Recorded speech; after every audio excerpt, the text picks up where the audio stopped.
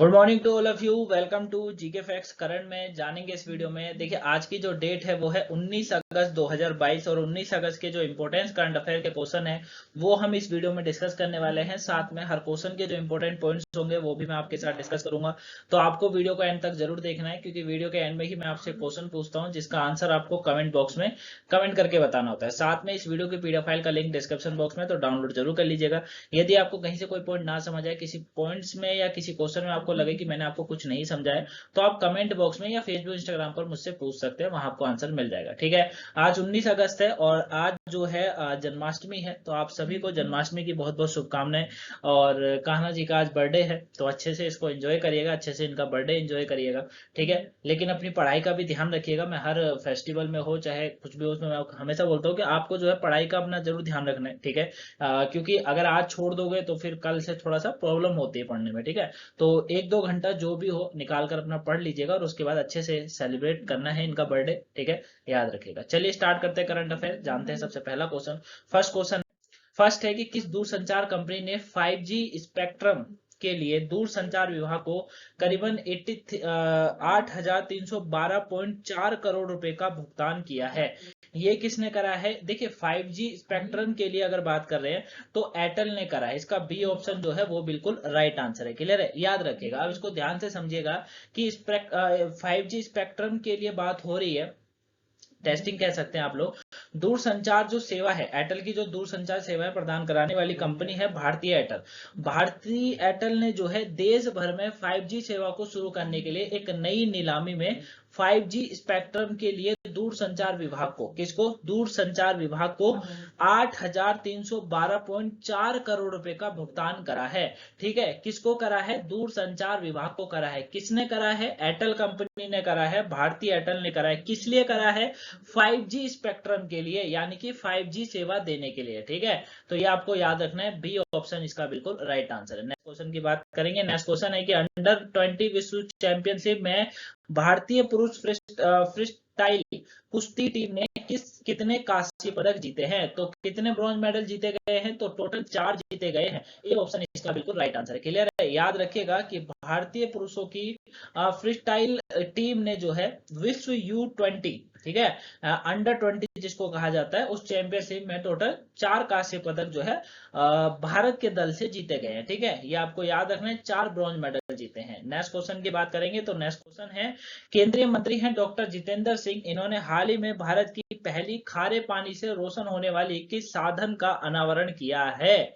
ये किसका करा है? केंद्रीय मंत्री डॉक्टर जितेंद्र सिंह जी के द्वारा। तो ये जो किया गया है वो किसका करा गया है? ये किया गया लालटेन का। किसका? लालटेन, यानी कि इसका ए ऑप्शन बिल्कुल राइट आंसर है। थोड़ा ध्यान से समझिएगा, अटपटा क्वेश्चन है।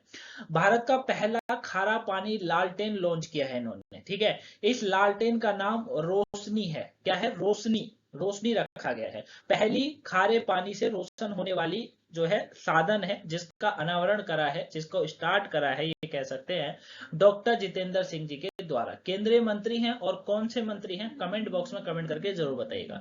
नेक्स्ट क्वेश्चन की बात करेंगे। नेक्स्ट क्वेश्चन है, केंद्र सरकार ने किस बैंक के बोर्ड में 4 स्वतंत्र निदेशकों को पुनर्नियुक्त किया है? तो ये किसने करा है? भारतीय रिजर्व बैंक के द्वारा करा गया है, यानी कि आरबीआई इसका बिल्कुल राइट आंसर है, B option. Reserve Bank of India जो है उसने हाल ही में केंद्रीय सरकार, जो केंद्र सरकार है, उसने bank of India reserve council में 4 स्वतंत्र निदेशक नियुक्त किए हैं। ये आपको याद रखना है, एग्जाम में पूछा जाएगा कि कितने जो है निर्देशकों को मतलब नियुक्त करा गया है, किसके अंदर?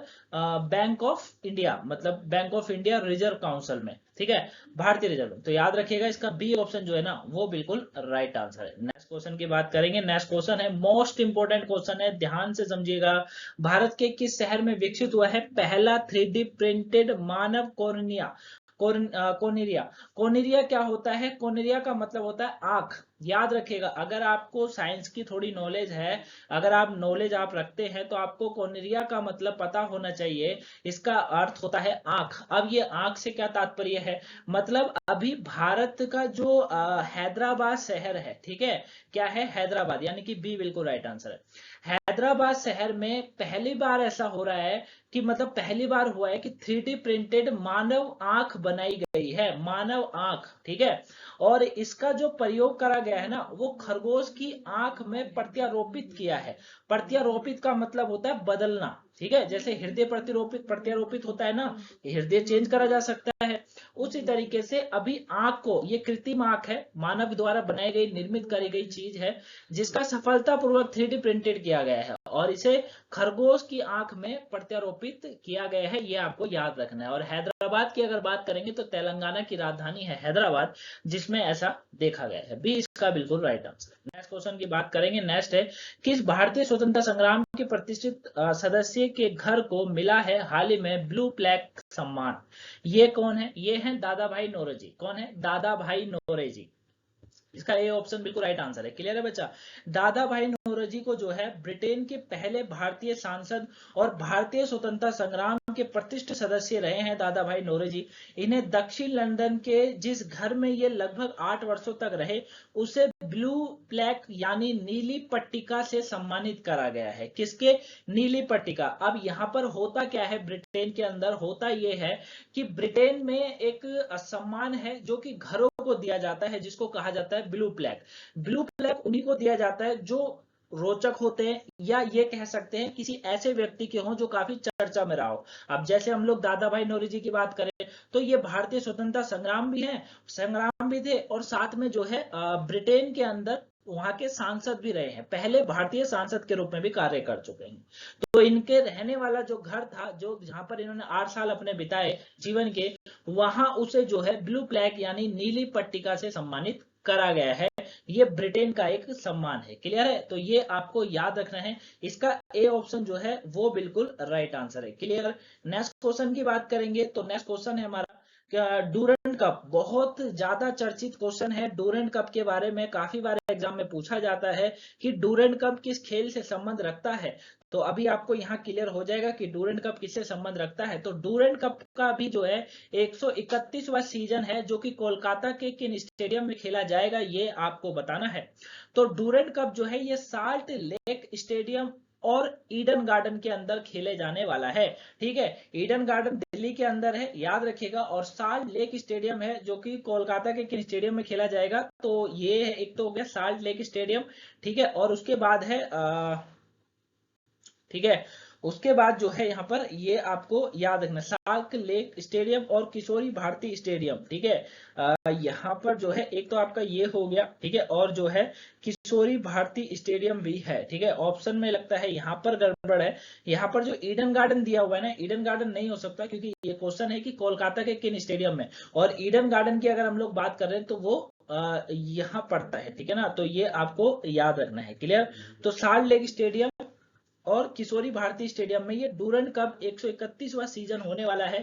16 अगस्त से 18 सितंबर के बीच में कोलकाता के साल्ट लेक स्टेडियम और किशोरी भारती स्टेडियम में ये खेला जाएगा। ये आपको याद रखना है। ऑप्शन बाय मिस्टेक है, तो मैं आपको जो बता रहा हूं उसको ध्यान से समझिएगा कि साल्ट लेक स्टेडियम और किशोरी भारती स्टेडियम कोलकाता के अंदर है, वहां पर डूरंड कप का 131वां संस्करण होने वाला है। ये आपको याद रखना है। ठीक है, चलिए, और डूरंड कप किससे संबंध रखता है? फुटबॉल से अपना संबंध रखता है। एग्जाम में कई बार ये question railway, SSC, CGL, MTS इसमें पूछा जा चुका है, डूरंड कप के बारे में पूछा जाता है। ठीक है, चलिए नेक्स्ट क्वेश्चन की बात करते हैं। नेक्स्ट है, स्वतंत्रता दिवस 2022 पर रामसर स्थलों की सूची में कितने और अर्धभूमि स्थलों को जोड़ा गया है? तो अभी 11 और जोड़े गए हैं। इसके ऊपर मैं काफी बार आपको 2 वीडियो दे चुका हूँ, 2 वीडियो दे चुका हूँ। अगर वो दोनों वीडियो नहीं देखे तो देख लीजिएगा। एक बार मैंने दी थी 5 जोड़े, उसके बाद मैंने दी 10 जोड़े, तो अब इसमें 11 और जोड़ दिए, ये सुनने में आया है। तो 11 और अर्धभूमि में शामिल हो गए। भारत में रामसर स्थलों की कुल संख्या अब 75 हो चुकी है। इसके बाद पहले थी ना, पहले जो थी 61 के करीब थी, अब 75 जो है 64 थी, 64 थी टोटल, है ना, 64 थी, क्योंकि अब इसमें 11 और जोड़े हैं, प्लस 11 हो गए हैं। तो प्लस 11 होने से ये संख्या कितनी हो गई है? 75 हो गई है। ये आपको याद रखना है। अब आपका क्वेश्चन होगा कहां से कितने जोड़े गए हैं। 4 स्थल इसमें तमिलनाडु में है, 3 ओडिशा में है, 2 जम्मू में, कश्मीर में है, और एक स्थल है मध्य प्रदेश और महाराष्ट्र के अंदर। क्लियर? नेक्स्ट क्वेश्चन की बात करेंगे, कौन सा भारतीय शहर है जो India international sea food show 2023 की मेजबानी करेगा? कोलकाता बच्चा इसका बिल्कुल राइट आंसर है, डी ऑप्शन याद रखिएगा। कोलकाता जो है वो करने वाला है ठीक है। और भारतीय शहर इंडिया, मतलब पहला, मतलब ये जो है कोलकाता शहर है जहां India international sea food show का 2023 की मेजबानी ये करेगा। ठीक है, ये आपको याद रखना है। 15 फरवरी से 23वां संस्करण है, 15 फरवरी से 17 फरवरी 2023 तक कोलकाता में आयोजित किया जाएगा। इस शो में सी फूड क्षेत्र में भारत की प्रगति को इसके सभी पहलुओं में प्रदर्शित किया जाएगा। साथ में India international sea food show 2023 भारतीय निर्यातकों और साथ में ये कह सकते हैं भारतीय निर्यातक और देश के समुद्री उत्पादों के विदेशी आयात को भी बढ़ावा इससे मिलेगा, चर्चा में आएगा, उपयुक्त में आएगा। क्लियर है? सी फूड मतलब आप जान ही सकते हो, कुछ अजीब खजीब खाना, कुछ इस तरीके से। ठीक है, चलिए नेक्स्ट क्वेश्चन की बात करेंगे। स्कूल स्वच्छता शिक्षा कार्यक्रम किस राज्य में शुरू की गई एक पहल है? तो ये जो है उत्तराखंड के अंदर हुआ है। इसका बी ऑप्शन बिल्कुल राइट आंसर है, याद रखिएगा, उत्तराखंड के अंदर हुआ है। अब बात आती है कि स्कूल स्वच्छता शिक्षा कार्यक्रम आखिर में क्या है। तो बच्चों को स्वच्छ के प्रति जागरूकता बनाने और स्वच्छता के प्रति जागरूकता बनाने के उद्देश्य से उत्तराखंड के जो मुख्यमंत्री हैं पुष्कर सिंह धामी, उन्होंने राज्य में बच्चों के लिए इस स्कूल स्वच्छता शिक्षा कार्यक्रम शुरू किया है। और यह कार्यक्रम उत्तराखंड के सभी 13 जिलों में 1300 प्राथमिक विश्वविद्यालयों में चालू करा जाएगा, इसको संचालित किया जाएगा। ये जो है मुख्यमंत्री के द्वारा कहा गया है, ये आपको याद रखना है। ठीक है, चलिए नेक्स्ट क्वेश्चन की बात करते हैं। तो नेक्स्ट क्वेश्चन है, वरिष्ठ नागरिकों के लिए भारत का पहला मैत्री स्टार्टअप किसने लॉन्च किया है? तो रतन टाटा, जो कि देश के ही रीढ़ की हड्डी है, ये इन्हों के द्वारा करा गया है, रतन टाटा सर के द्वारा करा गया है। बी ऑप्शन बिल्कुल राइट आंसर है। ठीक है, इनका नाम के अगर आगे सर ना लगाए तो अच्छा नहीं लगता। रतन टाटा सर जो है उन्हों के द्वारा करा गया है। प्रसिद्ध उद्योगपति है रतन टाटा जी, और वरिष्ठ नागरिकों के लिए उन्हें भारत का पहला मैत्री स्टार्टअप गुड फॉलो इंटरनेशनल सहयोग के प्रोत्साहित करने के लिए जो है शुरू किया है। ठीक है, ये आपको याद रखना है। और इनको मतलब यही है कि अगर ये नहीं होते तो भूतों की जीडीपी जो है ना, इन्हों की वजह से ही चल रही है ना, काफी देशों में रोजगार इन्हों की वजह से। नेक्स्ट है, किस केंद्रीय मंत्रालय ने स्माइल 75 पहल शुरू की है? तो ये किसके द्वारा करी गई है स्माइल 75 पहल? ये जो शुरू करी गई, इसका डी बिल्कुल राइट आंसर है, सामाजिक न्याय और अधिकारिता मंत्रालय के द्वारा करी गई है। क्लियर है, याद रखिएगा स्माइल 75। चलिए कल के क्वेश्चन का आंसर की बात करेंगे। कल का क्वेश्चन था, डाबर इंडिया लिमिटेड के नए अध्यक्ष के रूप में किसे नियुक्त करा गया है?